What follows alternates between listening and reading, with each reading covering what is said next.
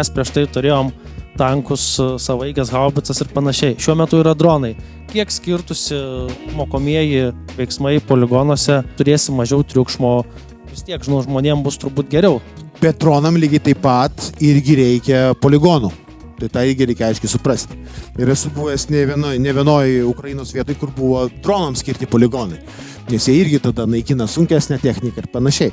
O Lietuvai gynybai reikia visko. Prie Charkovo teisės universiteto ruošia dronistus. Ar kažkas tai yra numatyta, kad tą reikėtų daryti ir Lietuvoje? Tai yra ne tik tais aukštųjų mokyklų lygi, bet ir paprasčiausių gimnazijų lygi. Trumpam buvau to ministru, vasarą 24 metų kariuomenėje įsteigėm dronų mokymo centrą.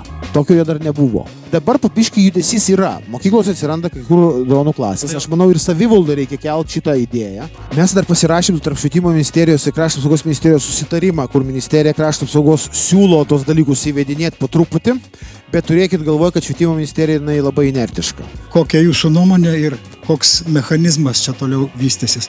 Vienas scenarijus tai būtų pats geriausias, kad banga tokia noras užėjo Trumpui, ir po to nueis truputėlį, žinai, pasibūna. Kitas scenarijus yra, Grenlandai daro referendumą, paskelbė nepriklausomybę ir po to amerikiečiai daro akciją, ten girdėjom, Grenlandam paramos ir jie eina į referendumą dėl prisijungimo prie Amerikos. Ir tas yra blogiausias scenarijus. Tai jau kaip Venesuelai pavyzdys, prasme čia tie dalykai. Ir tada, aišku, jau yra sunku.